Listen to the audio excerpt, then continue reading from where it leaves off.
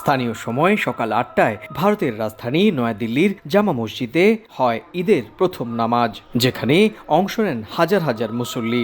দিল্লি ছাড়াও উত্তরপ্রদেশ, তামিলনাড়ু, আসাম, ত্রিপুরাতেও ঈদের জামাতে হাজার হাজার ধর্মপ্রাণ মুসলমান অংশ নেন। তবে দেশটির অন্যতম বৃহত্তম ঈদের জামাত ছিল পশ্চিমবঙ্গের কলকাতায়। স্থানীয় সময় সকাল ৯টায় রেড রোডে ঈদের জামাত হয়। নামাজ আদায় করার পর দুহাত তুলে দেশ, জাতি ও গোটা বিশ্বের কল্যাণে দোয়া চান মুসল্লিরা। প্রতি বছরের মতো এবারও প্রচুর সংখ্যক বাংলাদেশি পর্যটক ঈদের জামাতে সামিল হয়েছিলেন। ফিলিস্তিনির গাজায় ইসরায়েলি বাহিনীর হামলা বন্ধেও সোচ্চার হন অনেকেই।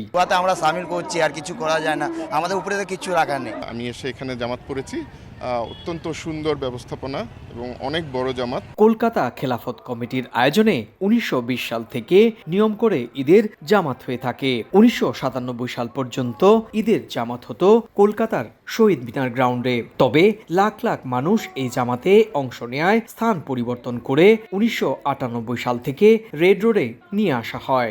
আর ২০১১ সাল থেকে নিয়ম করে রেড রোডে আসেন মুখ্যমন্ত্রী মমতা বন্দ্যোপাধ্যায়ও। বিকাশে কম খরচে ক্যাশ আউটের লিমিট বেড়ে ৫০,০০০। প্রিয় এজেন্টও ২টা।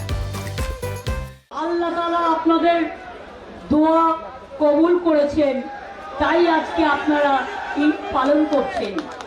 খুশির ঈদ আপনাদের ভালো রাখুন, আপনাদের সন্তানদের ভালো রাখুন। কদিন ধরে কলকাতায় চৈত্রের দাবদাহ লক্ষ্য করা গেলেও ঈদের দিন সকাল থেকেই আবহাওয়া ছিল স্বাভাবিক। ভারতের অন্যতম বৃহত্তম জামাত এই কলকাতার ঐতিহাসিক রেড রোডের, আর এখানেই সামিল হয়েছিলেন লক্ষ লক্ষ ধর্মপ্রাণ মুসল্লি। তারা আল্লাহর কাছে দু হাত তুলে দোয়া চাইলেন যেন ভারতে সম্প্রীতির পরিবেশ অক্ষুণ্ণ থাকে।